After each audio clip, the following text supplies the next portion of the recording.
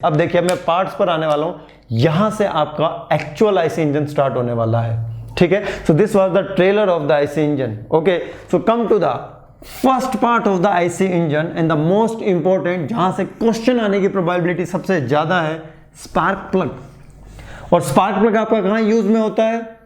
Petrol engine में। Spark plug कहां पर यूज में लिया जाता है? पेट्रोल इंजन में। कहां पर? पेट्रोल इंजन में। ठीक है, देखिए जो आपका पहला पार्ट है वो है स्पार्क प्लग। वो क्या है? Spark plug.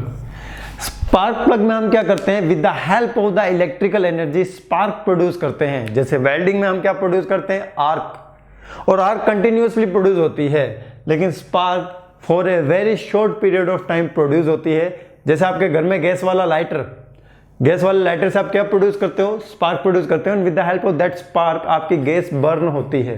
सेम कंसेप्ट यही होता है, यहां पर भी हम स्पार्क प्रोड्यूस करते हैं।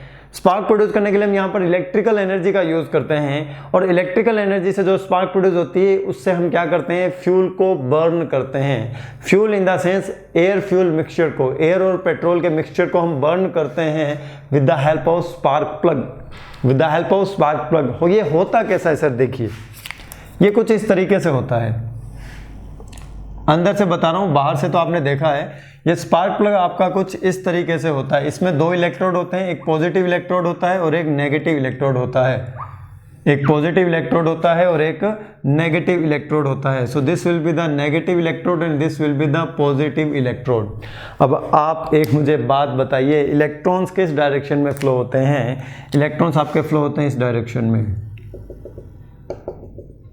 किस डायरेक्शन में? इस डायरेक्शन में आपके इलेक्ट्रॉन्स फ्लो होते हैं। So this are the electrons, these are the electrons, negative से पॉजिटिव। इन दोनों के बीच में गैप है सर। हाँ गैप है, तभी तो प्रोड्यूस हो रही है spark. Due to short circuit arc will be produced.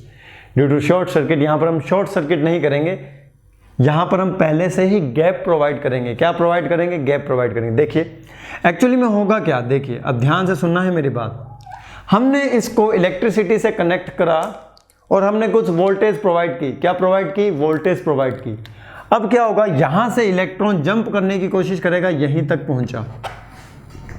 फिर हमने वोल्टेज को इंक्रीज किया, इलेक्ट्रॉन यहां से यहां पहुंच गया। फिर हमने आपके वोल्टेज को और इंक्रीज किया, तो इलेक्ट्रॉन यहां से आपका यहां तक जंप किया।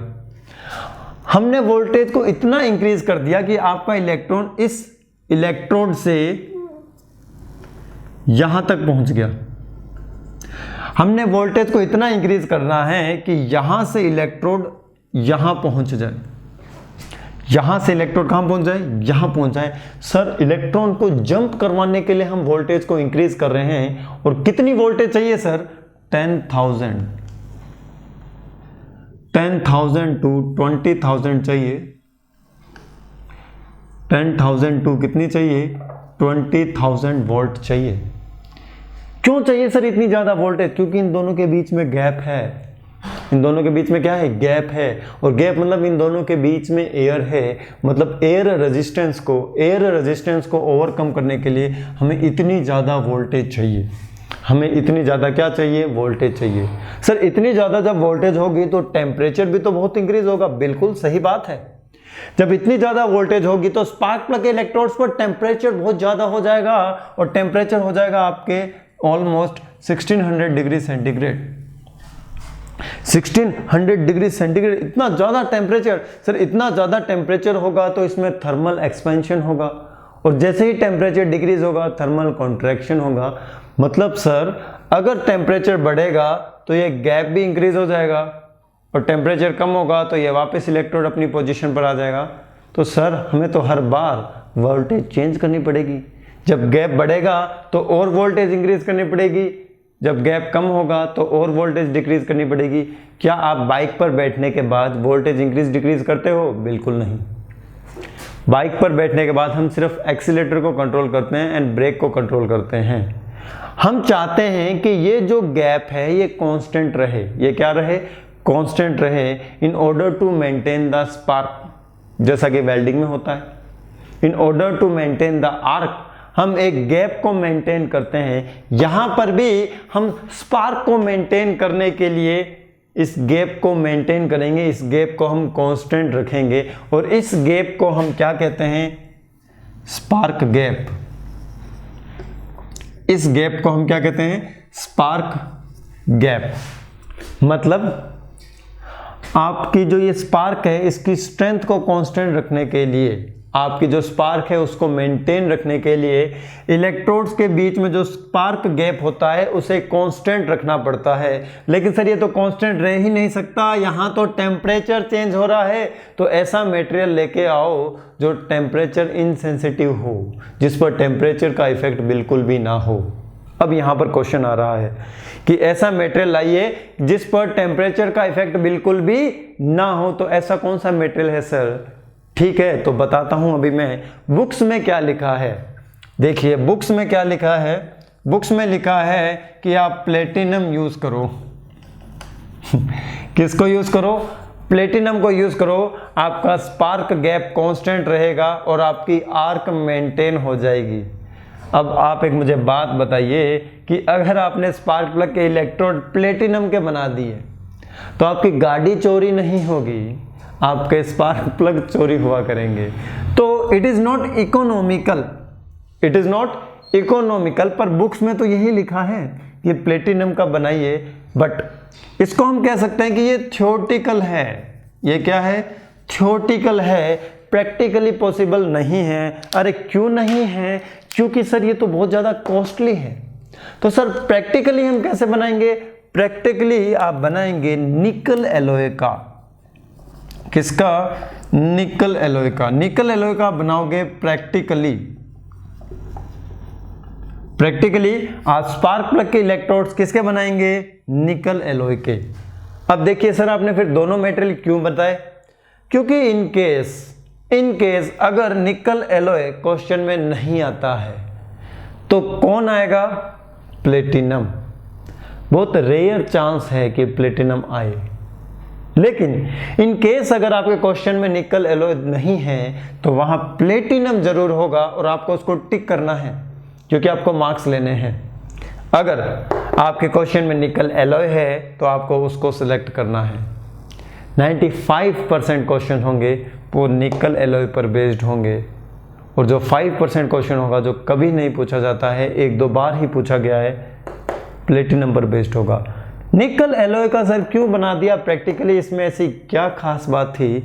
आपका जो निकल एलॉय होता है इसे हम कहते हैं सुपर एलॉय। क्या कहते हैं इसे हम? Super alloy. क्या सर ये सुपर एलॉय मतलब ये सबसे सुपर है? बिल्कुल ये सुपर एलॉय है। क्यों? अब आपके मन में आना चाहिए क्यों? क्योंकि इसका कोफिशिएंट ऑफ थर्मल एक्सपेंशन 0 है। निकल की बात नहीं कर रहा हूं, निकल एलॉय की बात कर रहा हूं। तो निकल एलॉय जिसे हम सुपर एलॉय कहते हैं, इसका कोफिशिएंट ऑफ थर्मल एक्सपेंशन 0 है। तो मतलब ना ही इसमें थर्मल एक्सपेंशन होगा ना ही इसमें कॉन्ट्रैक्शन होगा, चाहे कितना ही टेम्परेचर चेंज क्यों ना हो जाए, चाहे 2500 डिग्री सेल्सियस ही क्यों ना पहुंच जाए। कोफिशिएंट ऑफ थर्मल एक्सपेंशन 0 होने के कारण ये जो स्पार्क गैप होगा ये कांस्टेंट रहेगा। और अगर आपका स्पार्क गैप कांस्टेंट है तो आपकी आर्क क्या रहेगी? मेंटेन रहेगी। आपकी आर्क क्या रहेगी? मेंटेन। तो यहां तक आपको कोई प्रॉब्लम? बिल्कुल नहीं सर, कोई प्रॉब्लम नहीं है। क्वेश्चन क्या बन सकता है? About the voltage 10,000 volts to 20,000 volts. दूसरा क्या बन सकता है? सर इतनी ज्यादा वोल्टेज क्यों चाहिए? In order to overcome the air resistance between the electrodes. Second question. फिर थर्ड क्वेश्चन बन सकता है कि सर हमें इस स्पार्क गैप को कांस्टेंट रखने के लिए कौन सा मेटेरियल हम यूज में लेंगे? निकल एलॉय। अगर निकल एलॉय नहीं है तो क्या आएगा? प्लेटिनम। प्लेटिनम थ्योरेटिकल है but it is expensive. Books में लिखा है यूज करो, लेकिन प्रैक्टिकली हम यूज में नहीं ले सकते हैं। निकल एलॉय को और क्या कहते हैं? Super alloy. क्यों कहते हैं? क्योंकि इसका कोफिशिएंट ऑफ थर्मल एक्सपेंशन क्या है? 0 है। और कोफिशिएंट ऑफ थर्मल एक्सपेंशन 0 होने के कारण क्या होगा? आपका जो थर्मल एक्सपेंशन एंड कॉन्ट्रैक्शन है वो 0 हो जाएगा। इसीलिए हम इसे सुपर एलॉय कहते हैं और सुपर एलॉय को ही हम यूज करते हैं as a material of the electrode. ये जो इलेक्ट्रोड है ना, इसका मेटेरियल होगा आपका सुपर एलॉय। प्रैक्टिकली इसका जो मेटेरियल है वो क्या होगा, सुपर एलॉय प्रैक्टिकली। तो आई होप यहां तक आपको कोई भी प्रॉब्लम नहीं आई होगी। बिल्कुल सर, कोई भी प्रॉब्लम नहीं आई है। Now come to the next point, that is your piston rings.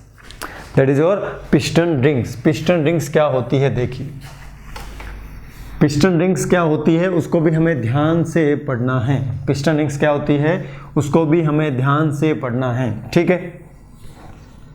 तो जब भी आप ये पढ़ रहे होंगे तो डायग्राम अपने सामने जरूर रखना। जो हमने डायग्राम बनाया था अभी सिंगल सिलेंडर इंजन का, वो आपके सामने होना चाहिए, ठीक है। Now come to the piston rings कि पिस्टन रिंग्स क्या होती है। पिस्टन पर जो रिंग होती है उसे हम पिस्टन रिंग कहते हैं, ठीक है। सो डेफिनेशन कभी नहीं पूछी जाएगी। ये दो टाइप की होती है। ये होती है आपकी एक कंप्रेशन रिंग, दूसरी होती है आपकी ऑयल कंट्रोल रिंग। कौन सी होती है, ऑयल कंट्रोल रिंग। एक होती है आपकी कंप्रेशन रिंग और दूसरी होगी आपकी ऑयल कंट्रोल रिंग, ठीक है। जो ऊपर वाली रिंग्स होती है उसे हम कहते हैं कंप्रेशन रिंग और जो नीचे वाली रिंग होगी उसे हम कहेंगे ऑयल कंट्रोल रिंग। अभी मैंने क्रैंक केस बनाया था। क्रैंक केस में आपका इंजन ऑयल होता है, तो जब भी आपका कनेक्टिंग रोड उसके अंदर गिरेगा, ठीक है, उसके अंदर जाएगा, डिप करेगा, तो आपका जो इंजन ऑयल होगा वो स्प्लैश होगा और स्प्लैशिंग होने के कारण जो आपका इंजन ऑयल है वो सिलेंडर की वॉल से स्टिक हो जाएगा। क्या हो जाएगा, स्टिक। उसके बाद उसको वापस क्रैंक केस में पहुंचाने के लिए हम किसको यूज में लेंगे, ऑयल कंट्रोल रिंग को यूज में लेंगे। ये क्या करेगा, जो ऑयल होगा उसको स्क्रैप करके, ठीक है, उसको उस सिलेंडर वॉल से उतार कर लेके वापस किस में आ जाएगा, क्रैंक केस में आ जाएगा। बिल्कुल सही है, नाम ही है ऑयल कंट्रोल रिंग। उसके ऊपर होती है कंप्रेशन रिंग। उसके ऊपर क्या होती है, कंप्रेशन रिंग होती है। बिल्कुल सही, कंप्रेशन रिंग होती है। कंप्रेशन रिंग का काम क्या होता है, आपका जो पिस्टन होता है उसके वियर को कम करना। किसको कम करना, पिस्टन के वियर को कम करना। देखिए अगर आप रिंग्स को यूज में नहीं लेते हो तो पिस्टन का पूरा एरिया आपके सिलेंडर वॉल से कांटेक्ट में होगा। तो जब आपका पिस्टन रेसिप्रोकेट करेगा तो जो फ्रिक्शन होगा वो बहुत ज्यादा होगा, वियर भी क्या होगा, बहुत ज्यादा होगा। लेकिन हमने क्या किया, पिस्टन के एरिया को कम कर दिया और हमने रिंग्स लगा दी। तो अब जब वियर होगा तो वो सिर्फ किसका वियर होगा, रिंग्स का। किसका वियर होगा, सिर्फ रिंग्स का, पिस्टन का वियर नहीं होगा।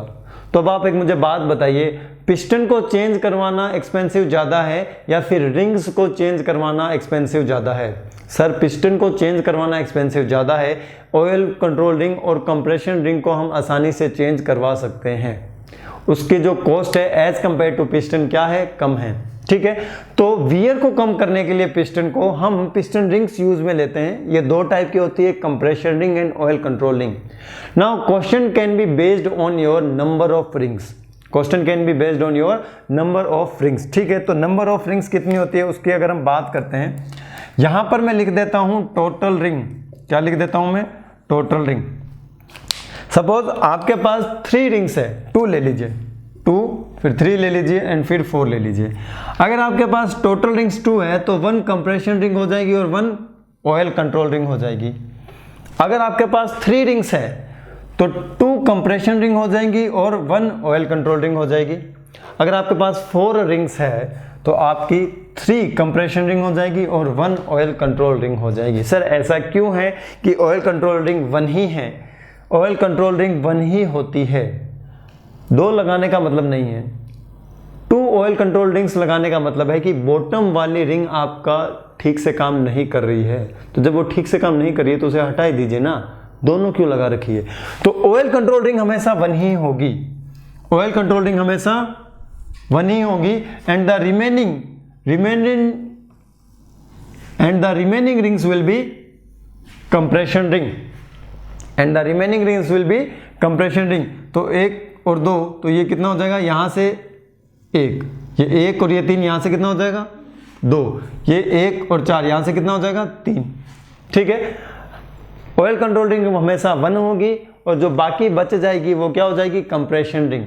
ऑयल कंट्रोल रिंग का काम क्या होता है, ऑयल कंट्रोल रिंग का आपका जो फंक्शन होता है, इट विल, ये क्या करेगी, इसका जो फंक्शन होगा, it will remove the oil from the cylinder walls और उसके बाद क्या होगा, ये जो ऑयल होगा आपका वापस क्रैंक केस में आ जाएगा। कहाँ जाएगा? वापस क्रैंक केस में आ जाएगा। बिल्कुल सही है। अब अगर हम बात करते हैं कंप्रेशन रिंग का फंक्शन क्या होता है, compression ring is used to reduce the wear of the piston. It is used to reduce the wear of the piston. हम पिस्टन को चेंज नहीं करवाना चाहते हैं, तो ये आपका फंक्शन आ चुका है किसका? पिस्टन रिंग्स का। अब मैं बात करता हूं मटेरियल की। किसकी? मेटेरियल की। तो इनका मटेरियल क्या होता है वो बताना है आपको।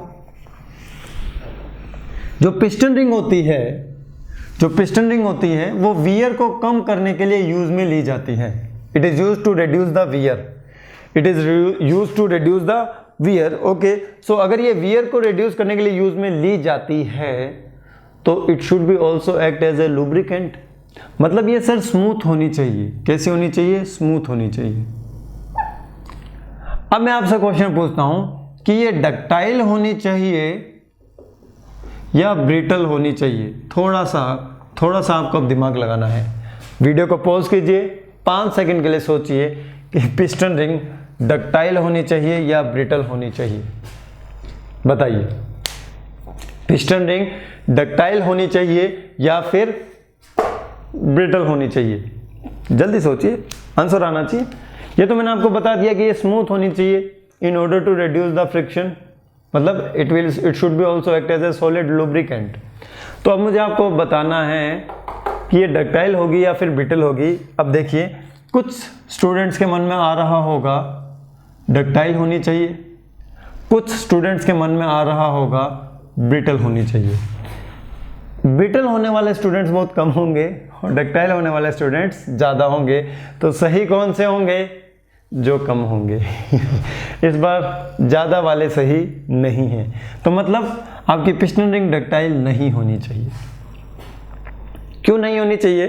कि अगर आपकी पिस्टन रिंग डक्टाइल होगी तो डक्टाइल होने से उसमें जो डिफॉर्मेशन आएगा that will be the plastic deformation. जो फेलियर होगा पिस्टन रिंग का वो किसके कारण होगा? प्लास्टिक डिफॉर्मेशन के कारण होगा। और प्लास्टिक डिफॉर्मेशन के कारण पिस्टन रिंग अपनी शेप को क्या कर देगी? चेंज कर देगी। शेप को क्या कर देगी? चेंज कर देगी। और शेप को चेंज करने से क्या होगा? एक लीक जॉइंट फॉर्म हो जाएगा। उसके कारण जो आपका अनबर्न्ड फ्यूल है, जो पिस्टन के ऊपर है सिलेंडर के अंदर, जो आपका अनबर्न्ड फ्यूल है वो उस लीकेज के थ्रू आपके क्रैंक केस में आ जाएगा। उसके कारण ब्लो बाय लॉसेस होने लगेंगे। क्या होने लगेंगे? Blow by losses. मतलब अगर आपकी पिस्टन रिंग डक्टाइल मटेरियल की बनी होगी तो उससे होंगे ब्लो बाय लॉसेस। उससे क्या होंगे? Blow by losses. Blow by losses ये क्यों होते हैं? It is due to the unburned hydrocarbon. It is due to the unburned hydrocarbon. ऐसा क्यों है? क्योंकि डक्टाइल मटेरियल में प्लास्टिक डिफॉर्मेशन होगा और प्लास्टिक डिफॉर्मेशन होने के कारण लीकेज होगा। क्या होगा? लीकेज होगा। मतलब आपका फ्यूल बिना जले ही इन्वायरमेंट में चला जाएगा। आपका फ्यूल बिना जले ही इन्वायरमेंट में चला जाएगा। आपका जो फ्यूल अगर बिना जले इन्वायरमेंट में जा रहा है उस टाइप के लॉसेस को हम कहेंगे ब्लो बाय लॉसेस। तो यहाँ से आपका एक पॉइंट और कवर हो जाता है। सर ब्रिटल बनाने से क्या होगा? ब्रिटल बनाने से क्या होगा? सडन फेलियर, पता ही नहीं चलेगा कब फेल हो गई। यही हम चाहते हैं कि जैसे ही आपकी पिस्टन रिंग फेल हो आपका इंजन सीज हो जाए। इंडियंस की क्या मेंटालिटी है वो मैं अभी बता देता हूं कि पिस्टन रिंग फेल होने से हम ये चाहेंगे कि पास वाली मैकेनिक की दुकान पर पहुंच जाए, मैकेनिक शॉप पर पहुंच जाए। लेकिन नहीं, अगर आपकी पिस्टन रिंग खराब हो जाती है, फेल हो जाती है, तो इंजन वहीं सीज हो जाना चाहिए। पिस्टन बिल्कुल मूव नहीं करना चाहिए। क्यों? क्योंकि अगर पिस्टन मूव करेगा तो वो यूनिफॉर्मली मूव नहीं करेगा। उसमें क्या हो जाएगा? कुछ इंक्लाइंड हो जाएगा, अलाइनमेंट उसका बिगड़ जाएगा। जैसे ही पिस्टन आपका इंक्लाइंड होगा और फिर जब वो रेसिप्रोकेट करेगा तो आपकी जो सिलेंडर लाइनिंग है वो भी खराब हो जाएगी, आपका जो पिस्टन है वो भी खराब हो जाएगा। तो इंडियन मेंटालिटी, दिमाग से आंसर नहीं देना है। हमारी सोच क्या होती है? गाड़ी खराब हो चुकी है, मैकेनिकल शॉप तक पहुंच जाए, मैकेनिक शॉप तक पहुंच जाए। लेकिन पिस्टन रिंग जब खराब होगी तो आपका इंजन वहीं सीज हो जाना चाहिए। इसीलिए हम ब्रिटल मटेरियल यूज में लेते हैं। किसको यूज में लेते हैं? Brittle material. समझ आया होगा? तो अब अगर मैं आपसे क्वेश्चन पूछता हूं कि पिस्टन रिंग किस मेटेरियल की बनी होती है, सर वो बनी होती है स्मूथ एंड ब्रिटल मटेरियल की। किसकी? स्मूथ एंड ब्रिटल मटेरियल की। ब्रिटल मेटल में आपको बताता हूं कास्ट आयरन। कास्ट आयरन की आपकी पिस्टन रिंग बनी होती है, साथ में उसमें होता है सिलिकॉन, साथ में उसमें क्या होता है Si। तो इन दोनों के कॉम्बिनेशन से हम क्या बनाएंगे? पिस्टन रिंग बनाएंगे। क्या बनाएंगे? Piston ring. तो आई होप पिस्टन रिंग वाला कंसेप्ट आपका क्लियर हो चुका होगा। अब कभी भी आपके दिमाग से नहीं निकलेगा सर एग्जाम में क्या पूछेगा, material of the piston ring only, material of the piston ring only, ये नहीं पूछेगा। फ्लो बाय लॉसेस पूछ सकता है, लेकिन ये नहीं पूछेगा डक्टाइल या ब्रिटल वाला कंसेप्ट। ये तो मैंने आपको याद करने के लिए समझाया है कि जैसे ही पिस्टन रिंग फेल होती है, इंजन वहीं सीज हो जाना चाहिए, इसलिए हम आपके ब्रिटल मेटल का यूज करते हैं। और कास्ट आयरन आपका क्या है? ब्रिटल मेटल ही तो है। कास्ट आयरन आपका क्या है? ब्रिटल मटेरियल ही है। Now come to the next most interesting topic, that is your बताइए क्या पढ़े अब? पिस्टन रिंग हमने पढ़ लिया है, तो अब हम पढ़ते हैं पिस्टन एंड सिलेंडर्स। ठीक है, पिस्टन एंड सिलेंडर हम पढ़ लेते हैं। किसको पढ़ लेते हैं? पिस्टन एंड सिलेंडर को। ठीक है, रब कर दिया है पूरा मैंने। पिस्टन एंड सिलेंडर को पढ़ते हैं कि पिस्टन एंड सिलेंडर कौन से मेटल के होते हैं। देखिए यहाँ से आपको बहुत अच्छी अच्छी चीज़ें समझ में आने वाली है, बस आपको थोड़ा सा ही गौर करना होता है इस सब्जेक्ट में। पिस्टन एंड सिलेंडर, बस आपको इसमें कुछ सोचना ही नहीं है, ये वाला मेटल तो आप खुद जज कर लोगे बिल्कुल। देखिए पिस्टन और सिलेंडर दोनों किस मेटल के बने हो सकते हैं। सबसे पहला मेटल मैं आपको बता रहा हूं कास्ट आयरन। क्या बता रहा हूं? Cast iron. उसके बाद मैं बता रहा हूं आपको स्टील एलॉय,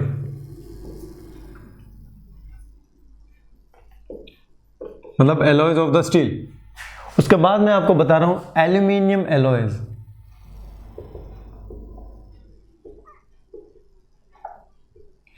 क्लियर है? अब हम कंपैरिजन करेंगे। क्या करेंगे? कंपैरिजन। इन सभी मटेरियल के आपके पिस्टन और सिलेंडर बने होते हैं। इन सभी मटेरियल के आपके पिस्टन और सिलेंडर बने होते हैं। ठीक है, कास्ट आयरन का भी बनता है, स्टील का भी बनता है, और आपने सुना होगा एल्यूमिनियम एलॉय का भी बनता है। बिल्कुल सर बनता है, लेकिन कौन सा मेटल कहाँ यूज में लिया जाता है अब हम उस पर बात करने वाले हैं। ध्यान से सुनिएगा, ये तो आप खुद बताएंगे। आपका जो कास्ट आयरन होता है उसका जो वेट होता है as compare to the aluminium alloy ज़्यादा होता है, और एल्यूमिनियम एलॉय का जो वेट होता है वो क्या होता है? कम होता है as compare to the cast iron. तो ये इंक्रीज डिक्रीज का साइज नहीं है, it is the size of the more and less. It is the size of the more and less. ये मोर एंड लेस का साइज है। ठीक है, वेट ज्यादा होता है आपके कास्ट आयरन से बने पिस्टन एंड सिलेंडर का, और वेट कम होता है आपके एल्यूमिनियम एलॉय से बने पिस्टन एंड सिलेंडर का। ये तो आपको खुद को पता है, एल्यूमिनियम लाइट होता है, प्लेन्स में यूज में लेते हो, बचपन से पढ़ते आ रहे हो। अब देखिए अगर इसका वेट ज्यादा है तो इसकी स्ट्रेंथ बताइए क्या होगी? इसकी स्ट्रेंथ भी क्या होगी? इसकी सर स्ट्रेंथ भी ज्यादा होगी। इसकी स्ट्रेंथ भी क्या होगी? ज्यादा होगी। तो एल्यूमिनियम एलॉय से बने वाले पिस्टन सिलेंडर की जो स्ट्रेंथ होगी वो क्या होगी? कम, as compare to the, comparison कर रहा हूं मैं यहाँ पे, as compare to the cast iron, as compare to the cast iron. यहां तक कोई प्रॉब्लम नहीं सर? बिल्कुल भी कोई प्रॉब्लम नहीं है। वेट ज्यादा है, स्ट्रेंथ ज्यादा है, ये लोड को भी ज्यादा सहन कर सकता है। यहां पर लोड बियरिंग कैपेसिटी भी क्या होगी? ज्यादा होगी। यहां पर लोड बियरिंग कैपेसिटी कम होगी। बिल्कुल सही है? हाँ सर बिल्कुल सही है। यहां पर इनर्शिया ज्यादा है तो ज्यादा होगा, और यहां इनर्शिया कम होगा। बिल्कुल सही है। यहां इनर्शिया ज्यादा होगा, यहां इनर्शिया कम होगा। यहां फ्यूल कंजप्शन बताइए, सोचिए, यहाँ फ्यूल कंजप्शन बताइए और यहाँ फ्यूल कंजप्शन बताइए, और मन में सोच लीजिए जब तक मैं लिख रहा हूँ कि किस में ज़्यादा होगा और किस में कम होगा।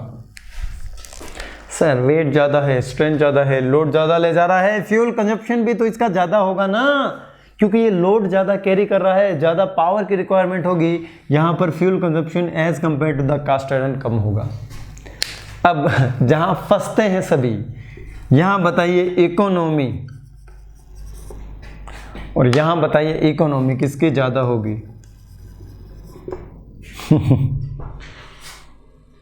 इकोनॉमी किसकी ज़्यादा होगी बताइए, यहाँ फंसने वाली चीज़ है। देखिए इकोनॉमी मतलब आपका जो पॉकेट है उससे कितना मनी जा रहा है, ठीक है। इकोनॉमिकल नाम सुना होगा आपने। तो अगर फ्यूल कंजप्शन ज़्यादा है तो पॉकेट से मनी ज़्यादा जा रहा है, इकोनॉमिकल कम है। अगर फ्यूल कंजप्शन कम है, पॉकेट से मनी कम जा रहा है, तो ये हमारे लिए क्या है, इकोनॉमिकल है। ये फंसने वाली चीज़ है, समझ रहे। इकोनॉमी मतलब क्या होता है कि हम उसे यूज़ में ले सकते हैं या नहीं है, ठीक है, एज ए कॉमन मैन। तो अगर फ्यूल कंजप्शन ज़्यादा है तो खर्चा ज़्यादा है, इकोनॉमी कम है। अगर फ्यूल कंजप्शन कम है तो खर्चा कम है, इकोनॉमी ज़्यादा है। So this is the piston and cylinder, this is the piston and cylinder. अब क्वेश्चन, अब सर इसको याद रखने का क्या तरीका है। दो एग्जांपल ले लीजिए। एक आप एग्जांपल ले लीजिए कोई ऐसी गाड़ी जो एल्यूमिनियम एलॉय से बनी हो, से for example Maruti Swift Dzire. और एक आप एग्जांपल लीजिए ऐसी गाड़ी जो कास्ट आयरन की बनी हो, फोर्ड फीगो, ठीक है। तो देखिए मारुति की जो आपकी जो एवरेज होती है, जिसे हम कहते हैं इकोनॉमी, जिसे हम कहते हैं कि 1 लीटर पेट्रोल में वो कितना रन करती है, वो ज़्यादा होती है। आया समझ। फोर्ड फिगो सर डीजल पे चलती है, उसकी स्ट्रेंथ ज़्यादा होती है, वो ज़्यादा हैवी होती है, उसकी स्ट्रेंथ ज़्यादा होती है और वो ज़्यादा हैवी होती है। अब मैं पूछता हूँ आपसे, ये दो चीज़ पूछता हूँ। एक इंजन आपका कास्ट आयरन से बना है और एक इंजन आपका एल्यूमिनियम एलॉय से बना है, दोनों में से सबसे ज़्यादा स्पीड किसकी होगी बताइए। एक इंजन जो आपका कास्ट आयरन का बना है और एक इंजन जो आपका एल्यूमिनियम एलॉय का बना है, तो अगर इसका वेट कम है तो वेट कम होने के कारण इसकी स्पीड ज़्यादा होगी और इसकी स्पीड कम होगी। इसकी स्पीड क्या होगी, कम होगी। तो कास्ट आयरन से बने इंजन्स की जो स्पीड होती है as compare to the aluminium alloy, वो कम होती है। Now come to the safety point of view. अगर एक एल्यूमिनियम एलॉय का व्हीकल और एक कास्ट आयरन का व्हीकल आमने सामने टकराए, एक्सीडेंट हो जाए, ज़्यादा नुकसान किसको पहुंचेगा बताइए। सर जिसकी स्ट्रेंथ कम होगी उसको ज़्यादा नुकसान पहुंचेगा और जिसकी स्ट्रेंथ ज़्यादा होगी उसको नुकसान बिल्कुल भी नहीं पहुंचेगा, ठीक है। Now come to the cost. Sir जिसका वेट ज़्यादा है, जिसकी स्ट्रेंथ ज़्यादा है, जो ज़्यादा लोड बियर कर सकता है, ठीक है, जिसका इनर्शिया ज़्यादा है, उसकी कॉस्ट ज़्यादा होगी। सर जिसका वेट कम है, स्ट्रेंथ कम है, उसकी कॉस्ट क्या होगी, ज़्यादा होगी। Example Maruti Suzuki Swift Dzire, उसकी cost as compare to the other luxury vehicles कम होती है, बिल्कुल। एक फॉर्च्यूनर है जो आपकी कास्ट आयरन की बनी है और एक मारुति सुजुकी स्विफ्ट डिज़ायर है जो आपकी एल्यूमिनियम एलॉय से बनी है। तो देख लीजिए सेफ्टी का इशू किस में आएगा। जिसमें आपकी स्ट्रेंथ ज़्यादा होगी उसमें सेफ्टी आपकी ज़्यादा होगी और जिसमें आपकी स्ट्रेंथ कम होगी उसमें आपकी सेफ्टी कम होगी। So it is your choice कि आप कौन सा व्हीकल लेते हैं। So come to the next, that is your gudgeon pin. आपका गजन पिन किस मटेरियल का बना होता है, आपका गजन पिन किस मटेरियल का बना होता है। देखिए कि गजन पिन किस मटेरियल का बना होता है, बहुत अच्छी चीज़ें हैं। अभी मैं सिर्फ मटेरियल की ही बात कर रहा हूँ। It is the gudgeon pin. Gajan pin क्या करती है, गजन पिन से क्या होता है, आपका जो कनेक्टिंग रोड होता है उसका जो स्मॉल एंड होता है उसको हम कनेक्ट करते हैं पिस्टन से। किससे कनेक्ट करते हैं, पिस्टन से कनेक्ट करते हैं। So the small end of the connecting rod will be connected with the help of the gudgeon pin to the piston. Sir ये जो गजन पिन होती है वो कैसी नजर आती है? नजर का क्या ना है, देखिए ये रही गजन पिन। इस गजन पिन पे क्या होता है, आपकी साइक्लिक लोडिंग एक्ट करती है। साइक्लिक लोडिंग मतलब अभी यहां पर कंप्रेसिव फोर्स है, नेक्स्ट साइकिल में इसमें टेंसाइल फोर्स हो जाएगा। So this will be the cyclic loading. मतलब डायरेक्शन ऑफ द लोड अगर चेंज हो रही है, अगर आपके direction of the load change हो रही है या फिर मैग्नीट्यूड चेंज हो रहा है या फिर दोनों ही, direction and the magnitude of the load change हो रही है, तो उस टाइप की लोडिंग को हम कहते हैं साइक्लिक लोडिंग। क्या कहते हैं उसमें? साइक्लिक लोडिंग कहते हैं। तो ऐसे कंपोनेंट्स जिन पर साइक्लिक लोडिंग होती है उनका डिज़ाइन बहुत ही ध्यान से किया जाता है, उसमें बिल्कुल भी डिफेक्ट नहीं होना चाहिए। तो ये जो आपका गजन पिन है इसके मैन्युफैक्चरिंग में बिल्कुल भी डिफेक्ट नहीं होना चाहिए, क्योंकि अगर इस गजन पिन में एक बार क्रैक प्रोड्यूस हो गया तो इनफाइनाइट क्रैक प्रोपेगेशन रेट होने के कारण क्या हो जाएगा? फटीग फेलियर हो जाएगा। कैसा फेलियर हो जाएगा? Fatigue failure. कैसा फेलियर हो जाएगा? फटीग फेलियर हो जाएगा। तो जहां भी साइक्लिक लोडिंग आएगी वहां फटीग तो आएगा ही आएगा। जहां पर आपने साइक्लिक लोडिंग का नाम सुना है वहां पर फटीग फेलियर का जरूर सुना होगा। तो फटीग फेलियर क्यों होता है? क्योंकि अगर क्रैक प्रोड्यूस हो जाता है ड्यूरिंग द साइक्लिक लोडिंग तो इनफाइनाइट प्रोपेगेशन रेट होने के कारण आपका कंपोनेंट फेल हो जाता है, आपको पता भी नहीं चलेगा कब फेल हो गया। इसीलिए हम हमारी गजन पिन को डिफेक्ट फ्री बनाएंगे। क्या बनाएंगे? Defect free. इसमें बिल्कुल भी डिफेक्ट नहीं होगा।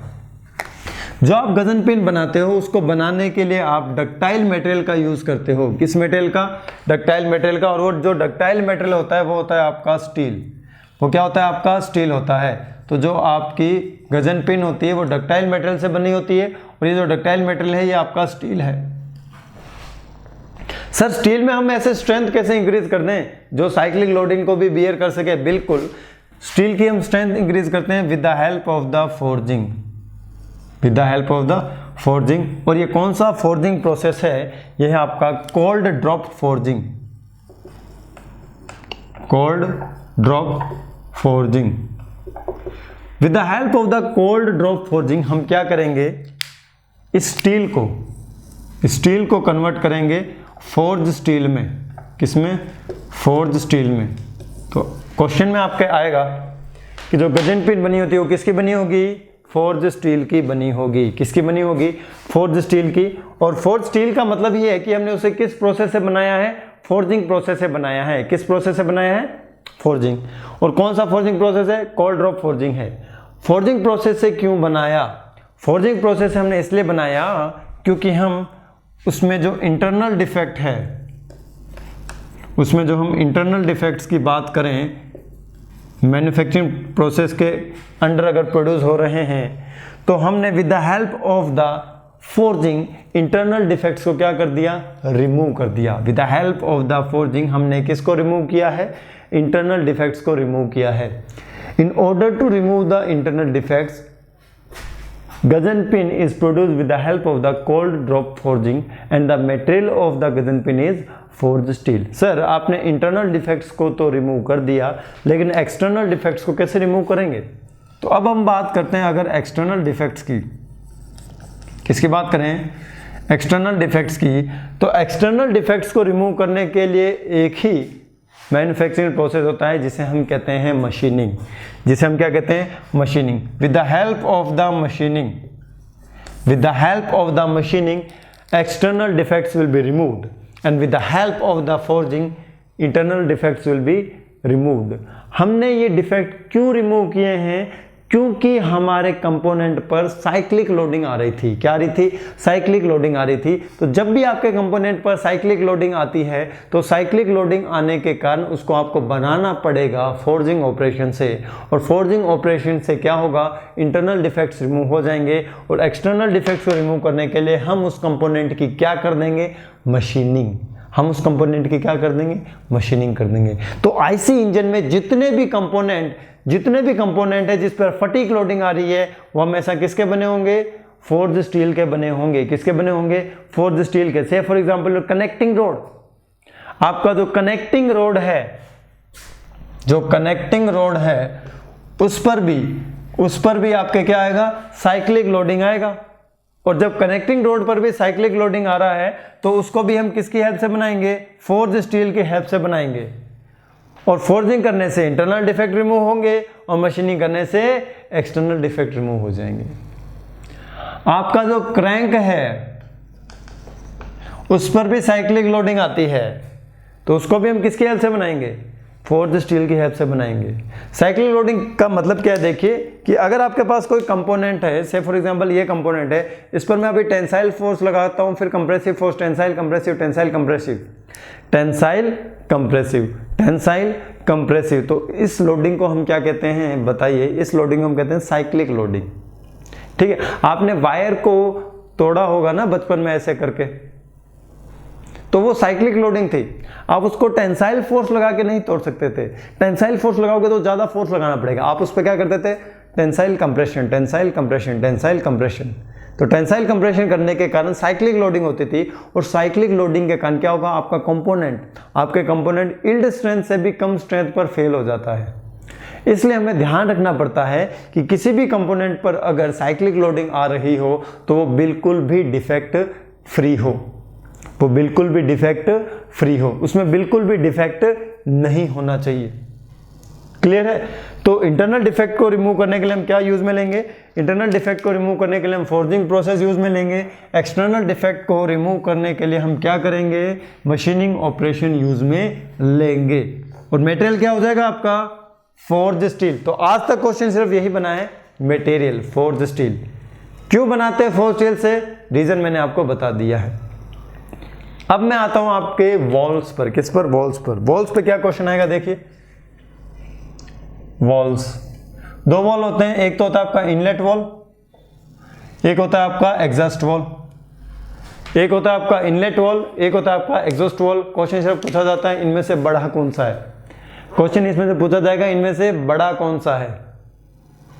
ठीक है, बड़ा कौन सा होगा इन दोनों में से, इनमें से जो बड़ा होगा वो होगा इनलेट वॉल, और जो छोटा होगा वो कौन सा होगा, एग्जॉस्ट वॉल। ठीक है, तो यहां आप लिख सकते हो smaller in size, it is bigger in size. ऐसा क्यों होता है, क्योंकि एग्जॉस्ट वॉल के थ्रू निकलती है आपकी एग्जॉस्ट गैसेस, तो गैसेस को निकलने के लिए जो स्पेस रिक्वायर्ड होता है वो कम होता है। और जो इनलेट वॉल होता है यहां से आता है आपका एयर फ्यूल मिक्सचर, या फिर आती है एयर फ्यूल मिक्सचर आएगा आपका पेट्रोल इंजन में, और एयर आएगी आपके डीजल इंजन में। तो इनलेट वॉल आपको बनाना पड़ेगा बड़ा, और एग्जॉस्ट वॉल आपको बनाना पड़ेगा छोटा। तो ये चीज आपको याद रखनी है। अब मैं आपसे क्वेश्चन पूछता हूं, इन दोनों में से सबसे ज्यादा दुखी कौन सा है, सबसे ज्यादा किसको प्रॉब्लम है, सबसे ज्यादा प्रॉब्लम है एग्जॉस्ट वॉल को। क्यों, क्योंकि एग्जॉस्ट वॉल से हॉट फ्लू गैसेस बाहर निकलती है, हॉट एग्जॉस्ट गैसेस बाहर निकलती है। तो हमें एग्जॉस्ट वॉल का मटेरियल होगा ना, उसको ज़्यादा ध्यान में रख के बनाना पड़ेगा। अगर आपने एग्जॉस्ट वॉल को सेव कर लिया तो इनलेट वॉल अपने आप ही क्या हो जाएगा, सेव हो जाएगा। ठीक है, तो इन दोनों का जब हम मटेरियल चूज करेंगे तो हमें ऐसा मटेरियल चूज करना पड़ेगा कि एग्जॉस्ट वॉल फेल ना हो। अगर उसी मटेरियल का हमने इनलेट वॉल बना दिया तो वो तो फेल होगा ही नहीं, क्योंकि उस पर टेम्परेचर कम होता है। तो अगर हमने ज़्यादा टेम्परेचर वाले वॉल को बचा लिया है तो कम टेम्परेचर वाला वॉल तो अपने आप ही बच जाएगा। तो यहाँ तक आपके materials and parts of the IC engine क्या होते हैं, कंप्लीट होते हैं। Now come to the Otto cycle और working of the petrol engine. अब मैं आपको पेट्रोल इंजन की वर्किंग समझाने वाला हूं, तो इसको आपको ध्यान से समझना है, इसको आपको क्या करना है, ध्यान से समझना है। तो देखिए, now I am coming to the next topic, that is your working of 4 stroke petrol engine. Working of 4 stroke petrol engine. 4 stroke petrol engine की अब मैं आपको वर्किंग समझाने जा रहा हूं। प्लीज जो भी आप डिस्टर्बेंस हो रहा है आपको उसको दूर कर लीजिए। अब इसको ध्यान से समझ लीजिए ये क्या चीज़ है। देखिए बहुत ही ईजी है। अब देखिए ये आपका सिलेंडर है, बिल्कुल सर ये सिलेंडर है। जब फर्स्ट स्ट्रोक होगा उस कंडीशन में आपका पिस्टन यहां पर होगा और ये आपका होगा BDC। So this will be your TDC, this will be your BDC। ठीक है। जब आपका फर्स्ट स्ट्रोक स्टार्ट होने वाला होगा उससे पहले आपके यहाँ पर जो वॉल्स होंगे वो बंद होंगे। एक तो होगा यहाँ पर इनलेट वॉल और एक होगा आपका exhaust valve. So this will be the exhaust valve. ये अभी क्लोज है, ये क्या अभी क्लोज है। So this will be the exhaust valve. ठीक है, अभी आपका पिस्टन यहीं पर है, अभी आपका पिस्टन क्या है, यहीं पर है, और ये एक ऐसे रास्ता है, वे है। यहां से आपका आएगा air fuel mixture, air plus fuel. और फ्यूल क्या है आपका, फ्यूल क्या है आपका, फ्यूल है आपका पेट्रोल। फ्यूल क्या है आपका, पेट्रोल। कार्बोरेटर से आपका एयर फ्यूल मिक्सचर आएगा। कार्बोरेटर आजकल पेट्रोल में यूज में नहीं लिया जाता है, आपका फ्यूल इंजेक्शन सिस्टम यूज में लिया जाता है, MPFI, multi point fuel injection system. लेकिन हमें कार्बोरेटर से ही चलना है। ठीक है, जो आपका जो एयर फ्यूल मिक्सचर है, जो आपके 4 व्हीलर्स होंगे उनमें कार्बोरेटर नहीं है, एक्सेप्ट मारुति 800, उसमें कार्बोरेटर है। बाकी सभी गाड़ियों में कार्बोरेटर नहीं है, 4 व्हीलर में। 2 व्हीलर में सब में कार्बोरेटर है। ठीक है, तो आपका एयर फ्यूल मिक्सचर आएगा। ध्यान रखना ये क्वेश्चन यार, पेट्रोल इंजन में एयर फ्यूल मिक्सचर अंदर आता है। कौन अंदर आता है, एयर फ्यूल मिक्सचर अंदर आता है। कैसे आएगा देखिए, जब आपका पिस्टन TDC से BDC की ओर मूव करेगा, जब आपका पिस्टन TDC से BDC की ओर मूव करेगा, तो अगर आपका पिस्टन TDC से BDC जा रहा है, अगर आपका पिस्टन TDC से BDC जा रहा है, उस टाइम पर आपका इनलेट वॉल ओपन हो जाएगा। और इस कंडीशन में क्या होगा, आपके जो सिलेंडर में जो प्रेशर होगा, आपके सिलेंडर में जो प्रेशर होगा P cylinder, it will be less than the P atmospheric.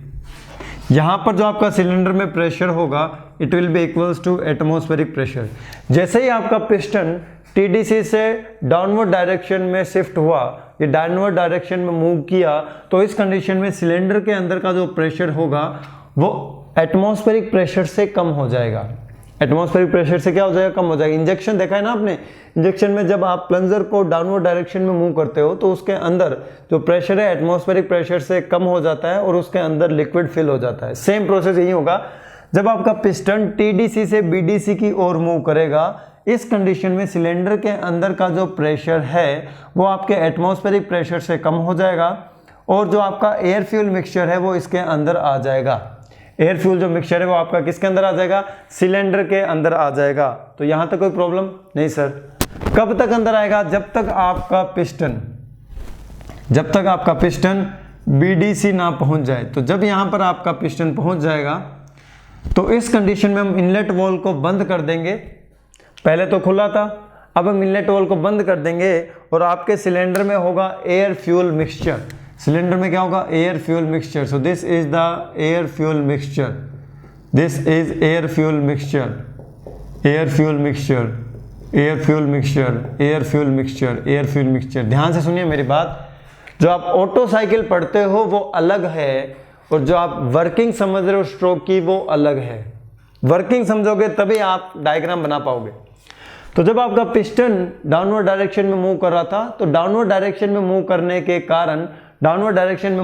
के कारण आपके सिलेंडर में प्रेशर एटमॉस्फेरिक प्रेशर से कम हो गया और जैसे ही एटमॉस्फेरिक प्रेशर से कम हुआ तो यहाँ कुछ पार्शियल वैक्यूम क्रिएट हुआ और पार्शियल वैक्यूम क्रिएट होने के कारण आपके सिलेंडर में एयर फ्यूल मिक्सचर का सक्शन हुआ। एयर फ्यूल मिक्सचर का क्या हुआ, सक्शन हुआ। तो जब आपका पिस्टन BDC पर पहुंच गया, जब आपका पिस्टन BDC पर पहुंच गया तो आपने इनलेट वॉल को बंद कर दिया, इनलेट वॉल को बंद कर दिया और आपके सिलेंडर के अंदर एयर फ्यूल मिक्सचर क्या हो गया, स्टोर हो गया, उसका सक्शन हो गया। उसका क्या हो गया, सक्शन हो गया। कितने वॉल्यूम तक सक्शन हुआ है, टोटल वॉल्यूम तक सक्शन हुआ है। पूरे के पूरे कॉर्नर में, हर कॉर्नर में आपका एयर फ्यूल मिक्सचर होगा। इस कंडीशन में जो प्रेशर होगा, बताइए क्या होगा, यहां पर स्टूडेंट कंफ्यूज होते हैं। इस कंडीशन में जो सिलेंडर में प्रेशर होगा वो एटमॉस्फेरिक प्रेशर के इक्वल होगा।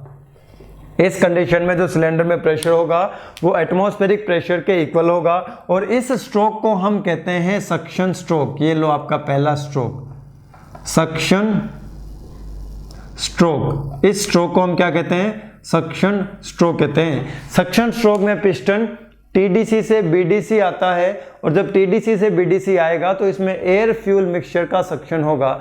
ये एयर फ्यूल मिक्सचर है, ये क्या है, एयर प्लस फ्यूल है, मतलब एयर प्लस पेट्रोल है। एयर प्लस पेट्रोल भी अंदर जा रहा है, एयर भी जा रही है, मिक्सचर होके, ठीक है। अब पिस्टन बीडीसी से नीचे तो जा नहीं सकता, वापस कहां जाएगा, ऊपर। पिस्टन वापस कहां जाएगा, ऊपर जाएगा, ठीक है। भेजिए पिस्टन को ऊपर। तो जब पिस्टन आपका ऊपर जाएगा तो उस कंडीशन में एयर फ्यूल मिक्सचर का क्या होगा, कंप्रेशन। एयर फ्यूल मिक्सचर का क्या होगा, कंप्रेशन। तो आपका पिस्टन पहुंच जाएगा टीडीसी पर। कहां पहुंच जाएगा, टीडीसी पर। ये जब पिस्टन यहां पहुंच जाएगा, ये जब पिस्टन यहां पहुंच जाएगा, इस कंडीशन में जब पिस्टन ऊपर की ओर मूव करेगा, तो जब पिस्टन की ओर ऊपर मूव करेगा तो प्रेशर इंक्रीज होगा, टेम्परेचर इंक्रीज होगा, वॉल्यूम डिक्रीज होगा। क्यों, क्योंकि यहां पर क्या होगा, एयर फ्यूल मिक्सचर का कंप्रेशन, एयर फ्यूल मिक्सचर का कंप्रेशन। अरे यार, ये जब पिस्टन ऊपर जाएगा तो कंप्रेशन ही तो होगा, ऊपर से तो सब बंद है, ऊपर से तो दोनों वॉल्व बंद है। तो जब दोनों वॉल्व बंद है, जब पिस्टन ऊपर जाएगा तो प्रेशर इंक्रीज होगा, टेम्परेचर इंक्रीज होगा, लेकिन इसका वॉल्यूम क्या होगा, डिक्रीज। इसका वॉल्यूम क्या होगा, डिक्रीज होगा। तो जब पिस्टन बीडीसी से टीडीसी की ओर मूव करता है तो उस कंडीशन में टेम्परेचर इंक्रीज हो जाता है। क्यों इंक्रीज होता है, क्योंकि उस कंडीशन में होता है कंप्रेशन। तो ये टेम्परेचर इंक्रीज हो गया, ये क्या इंक्रीज हो गया, टेम्परेचर इंक्रीज हो गया। यहां पर टेम्परेचर था ऑलमोस्ट ओवर 300 केल्विन, केल्विन की बात कर रहा हूं मैं, 300 केल्विन। यहां आपका टेम्परेचर होगा ऑलमोस्ट 600 केल्विन, 600 केल्विन। मतलब मैं क्या शो करने की कोशिश कर रहा हूं, टेम्परेचर इंक्रीज हो रहा है ड्यू टू द कंप्रेशन। और इस स्ट्रोक को हम क्या कहते हैं, कंप्रेशन स्ट्रोक। इस स्ट्रोक को हम क्या कहते हैं, कंप्रेशन स्ट्रोक। इस स्ट्रोक को हम क्या कहते हैं, कंप्रेशन स्ट्रोक। बिल्कुल, कंप्रेशन स्ट्रोक करने से क्या होगा, प्रेशर इंक्रीज होगा, टेम्परेचर इंक्रीज होगा और वॉल्यूम डिक्रीज होगा। आ रही बात समझ में, बिल्कुल सर आ रही है। पहले था सक्शन स्ट्रोक, अंदर एयर फ्यूल मिक्सचर आया, उसके बाद कंप्रेशन स्ट्रोक, हमने उसका कंप्रेशन कर दिया। कंप्रेशन करने के बाद हम स्पार्किंग करेंगे। क्या करेंगे, स्पार्किंग। देखिए, जब आपका पिस्टन टीडीसी पर होगा, जब आपका पिस्टन टीडीसी पर होगा, ठीक टीडीसी पर ही हम स्पार्क कर देंगे। क्या कर देंगे, स्पार्क कर दिया, स्पार्क। ये हमने स्पार्क कर दिया। क्या कर दिया हमने, स्पार्किंग कर दी। तो स्पार्किंग का टेम्परेचर मैंने आपको बता रखा है, बहुत ज्यादा होता है। और स्पार्किंग करने से क्या होगा, यहां पर जो आपका हाई टेम्परेचर वाला एयर फ्यूल मिक्सचर होगा, ये बर्न होगा और पिस्टन को पता भी नहीं चलेगा कब बर्न हो गया। समझ रहे मेरी बात, ध्यान से सुनिए। जब आपका कंप्रेशन स्ट्रोक कंप्लीट होगा, ठीक इसी टाइम में स्पार्क करूंगा और इसी टाइम स्पार्क करने के बाद क्या होगा, आपका पूरा का पूरा air fuel mixture eight same instant, जब आपका पिस्टन टीडीसी पर है, पूरा का पूरा बर्न हो जाएगा। क्या हो जाएगा, पूरा का पूरा बर्न। और बर्न होने के बाद वो फ्लू गैसेस में कन्वर्ट हो जाएगा। किस में कन्वर्ट हो जाएगा, फ्लू गैसेस में। देखिए, आपका जो मिक्सचर है वो पूरा का पूरा बर्न हो गया है, ये आपका बर्न हो गया है। क्लियर है। पहले तो हमने उनको अंदर बुलाया एयर फ्यूल मिक्सचर को, फिर हमने कंप्रेशन कर दिया, टेम्परेचर इंक्रीज कर दिया, उनका टेम्परेचर और इंक्रीज हो गया। फिर हमने उनको जला दिया, उनका और टेम्परेचर इंक्रीज हो गया। क्या पहले तो बुलाया, फिर कंप्रेशन किया और सबको एक साथ जला दिया। अब तो हमारा और टेम्परेचर इंक्रीज हो गया, टेम्परेचर बहुत ज़्यादा इंक्रीज हो गया, प्रेशर भी आपका बहुत ज़्यादा इंक्रीज हो गया। अब यह क्या करेंगे, ये पिस्टन को पुश करेंगे, ये एक्सपेंड होना चाहेंगे।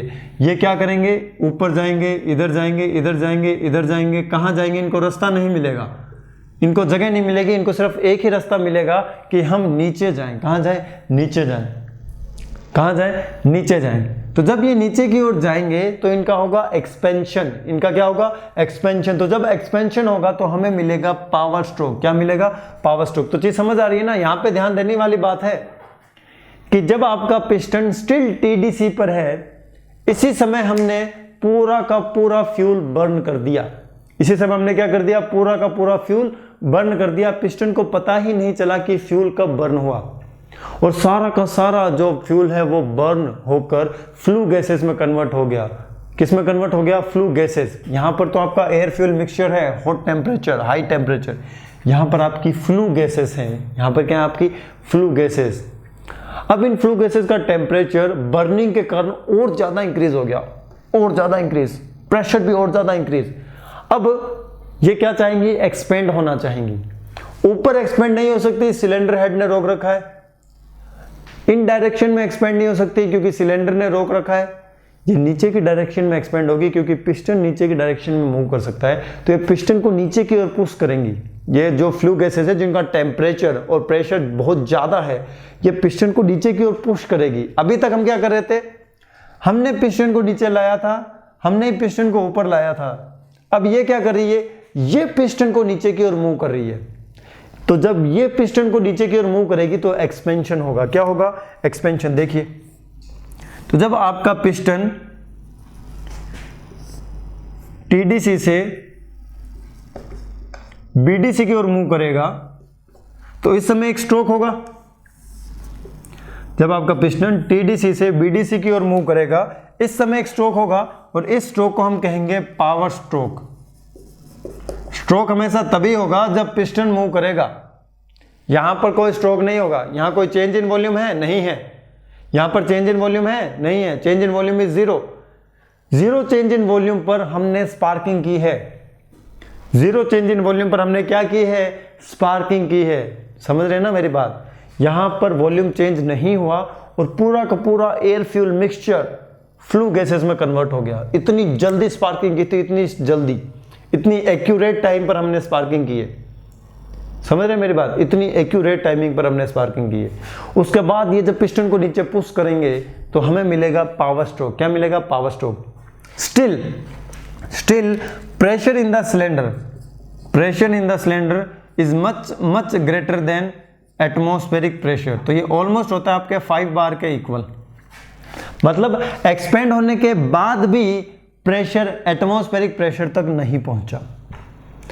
अब बीडीसी से नीचे तो जा नहीं जा सकता। अब क्या होगा, ठीक इसी इंस्टेंट पर हम एग्जॉस्ट वॉल को ओपन करेंगे। ठीक इसी इंस्टेंट पर हम क्या करेंगे, एग्जॉस्ट वॉल को ओपन करेंगे। अब आपको पता है कि किसी भी फ्लूइड का जो फ्लो होता है वो हाई प्रेशर से कहां होता है, लो प्रेशर। तो आपके सिलेंडर में प्रेशर अभी भी एटमॉस्फेरिक प्रेशर से ज्यादा है। तो क्या होगा, यहां पर जो फ्लू गैसेस होगी उनका 95% पार्ट फ्लू गैसेस का वो एग्जॉस्ट हो जाएगा। क्यों हो जाएगा, क्योंकि अभी भी सिलेंडर में जो प्रेशर है एटमॉस्फेरिक प्रेशर से ज्यादा है। एटमॉस्फेरिक प्रेशर से ज्यादा होने के कारण यहां पर प्रेशर ज्यादा है, बाहर प्रेशर कम है, तो ये सारी की सारी गैसेस बाहर निकलने की कोशिश करेगी। 95% गैसेस बाहर निकल जाएगी और अंदर कितनी बचेगी, सिर्फ 5%। अंदर कितनी बचेगी, सिर्फ 5%। अंदर बची अभी भी 5%, अभी भी एग्जॉस्ट वॉल ओपन है। तो जब अंदर बचेगी 5% गैसेस, 5% गैसेस, ऑलमोस्ट 5% गैसेस बचने के बाद क्या होगा, जो आपका सिलेंडर होगा उसमें जो प्रेशर होगा वो एटमॉस्फेरिक प्रेशर के इक्वल हो जाएगा। अब तो सर ये 5% गैसेस बाहर ही नहीं निकल सकती। अब हम क्या करेंगे, अब हम इनको जबरदस्ती बाहर निकाल लेंगे। कैसे निकाल लेंगे, हम पिस्टन को अपवर्ड डायरेक्शन में मूव करेंगे। बिल्कुल, जब हम पिस्टन को अपवर्ड डायरेक्शन में मूव करेंगे तो ये एग्जॉस्ट गैस को क्या करेगा, बाहर की ओर थ्रू कर देगा, बाहर की ओर फेंक देगा। तो जब आपका पिस्टन बीडीसी से टीडीसी की ओर मूव करेगा तो इस कंडीशन में क्या होगा, जो बाकी 5% गैसेस बची है उनको बाहर फेंकेगा। तो यहां पर भी एक स्ट्रोक होगा, लास्ट में भी एक स्ट्रोक होगा और उस स्ट्रोक को हम कहते हैं स्कैवेंजिंग स्ट्रोक। क्या कहते हैं, स्कैवेंजिंग स्ट्रोक। यहां से आप कह दीजिए scavenging process and exhaust stroke. Scavenging process and exhaust stroke. तो यह क्वेश्चन भी पूछा जा सकता है कि लास्ट स्ट्रोक में क्या होता है, स्कैवेंजिंग प्रोसेस होता है। स्कैवेंजिंग प्रोसेस में क्या होता है, 5% एग्जॉस्ट गैसेस को हम फोर्सफुली बाहर की ओर भेज देते हैं। तो आई होप यहां तक आपको वर्किंग बिल्कुल समझ आ चुकी होगी। अगर नहीं समझ आई है तो मैं आपको एक बार वापस रिपीट कर देता हूं, इस चीज को ध्यान से समझ लीजिएगा। अगर आपको ये वर्किंग बिल्कुल समझ आ जाएगी तो आपको पीवी डायग्राम बनाने में बिल्कुल भी प्रॉब्लम नहीं होगी। ठीक है, तो रेडी है? देखिए, आपका पिस्टन जब फर्स्ट स्ट्रोक स्टार्ट होगा तो उस कंडीशन में आपका पिस्टन टीडीसी पर होगा और फर्स्ट स्ट्रोक में आपका पिस्टन टीडीसी से बीडीसी की ओर मूव करेगा। तो जब आपका पिस्टन टीडीसी से बीडीसी की ओर मूव करेगा तो इस कंडीशन में सक्शन स्ट्रोक होगा। इस कंडीशन में कौन सा स्ट्रोक होगा? सक्शन स्ट्रोक होगा। तो जब आपका पिस्टन टीडीसी से बीडीसी की ओर मूव करेगा तो आपके सिलेंडर में जो प्रेशर है वो एटमॉस्फेरिक प्रेशर से कम हो जाएगा और एटमॉस्फेरिक प्रेशर से कम हो जाने के कारण हाई प्रेशर से लो प्रेशर में आपका एयर फ्यूल मिक्सचर क्या होगा? सक्शन होगा। आपके एयर फ्यूल मिक्सचर का सिलेंडर के अंदर सक्शन होगा ड्यूरिंग द सक्शन स्ट्रोक। तो जब सक्शन स्ट्रोक कंप्लीट होगा तो पिस्टन कहां पहुंच जाएगा? बीडीसी पर पहुंच जाएगा। कहां पहुंच जाएगा? बीडीसी पर। तो यहां ये बीडीसी पर पहुंच गया है। तो जैसे ही आपका पिस्टन बीडीसी पर पहुंच जाएगा, आपके सिलेंडर के अंदर एयर फ्यूल मिक्सचर ही होगा, चारों ओर एयर फ्यूल मिक्सचर। इस टाइम पर क्या होगा? हम इनलेट वॉल्व को बंद कर देंगे।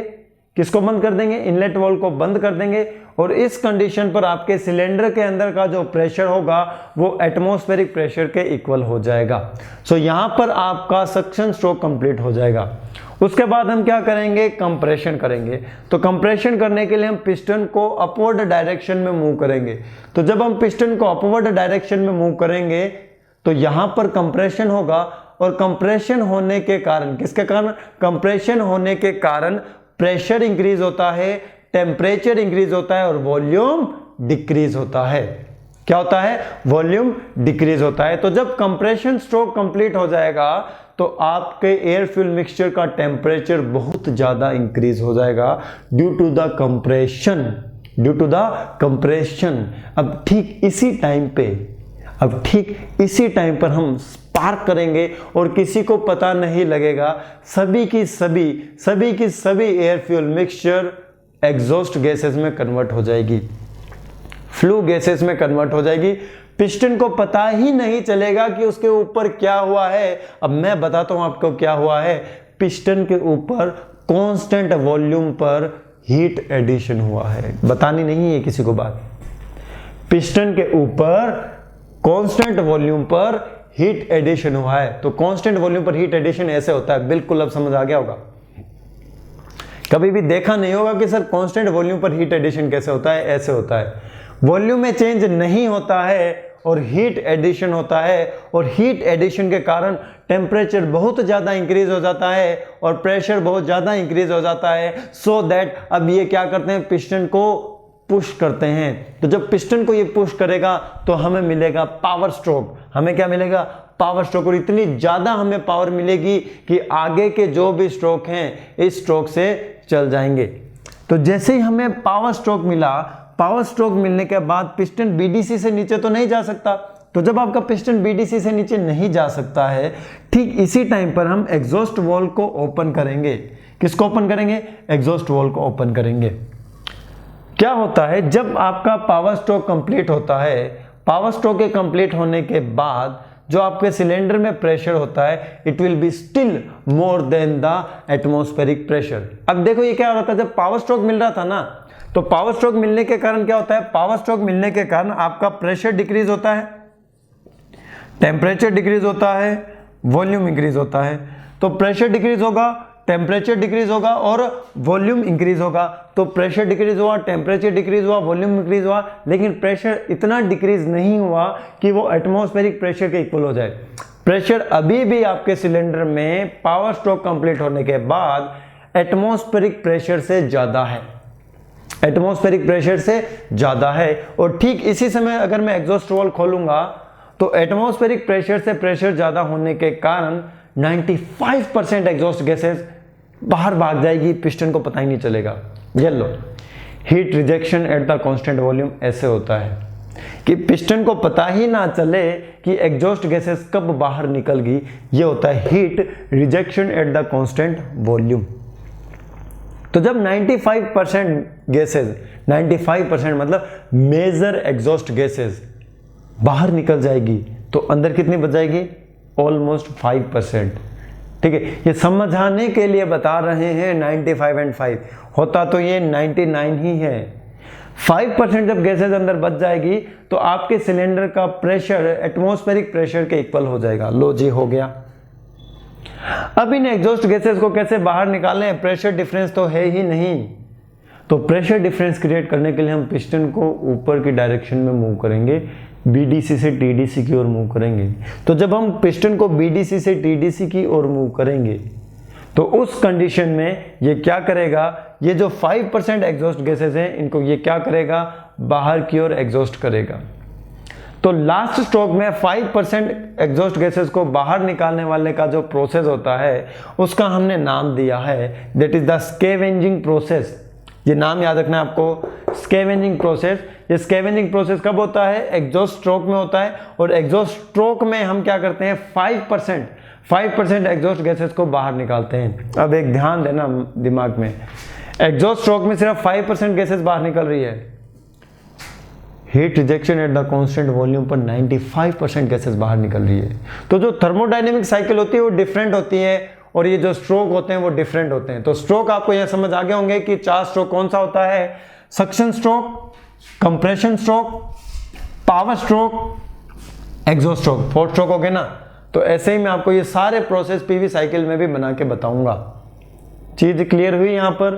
बिल्कुल सर, क्लियर हो चुकी है। अब मैं आने वाला हूं कंप्रेशन रेशियो पर। किस पर? Compression ratio. सो मुझे बताओ गाइस, कंप्रेशन रेशियो की डेफिनेशन क्या होती है? It is the ratio of the volume of the working fluid before compression to the after compression. Before compression total volume to the after compression clearance volume. तो यही तो मैंने आपको लिखाया है। कंप्रेशन रेशियो क्या होता है? VT divide by VC। VT divide by VC। It is the ratio of the volume of the working fluid before compression to the after compression. यहां पर क्या हो रहा है? Heat addition at constant volume. यहां पर क्या हो रहा है? यहां पर आपके हो रहा है heat addition at constant volume. यहां क्या हो रहा है? यहां हो रहा है आपका heat rejection eight constant volume. घुसा दिमाग में? यहां पर जो हीट एडिशन और हीट रिजेक्शन हो रहा है वो कांस्टेंट वॉल्यूम प्रोसेस होता है। बिल्कुल सही है। वॉल्यूम में चेंज नहीं होता है, वॉल्यूम में चेंज नहीं होता है। आज आपको पेट्रोल इंजन के 4 स्ट्रोक की वर्किंग समझ आ चुकी होगी। यहाँ तो कोई प्रॉब्लम? बिल्कुल नहीं सर, कोई प्रॉब्लम नहीं है। ये जो डायग्राम हमने बनाया है ना, इस डायग्राम को बिल्कुल दिमाग में घुसा लेना। जब ये दिमाग में आपका डायग्राम घुस जाएगा आपको सारी की सारी चीज़ें क्या आ जाएगी? समझ में आ जाएगी।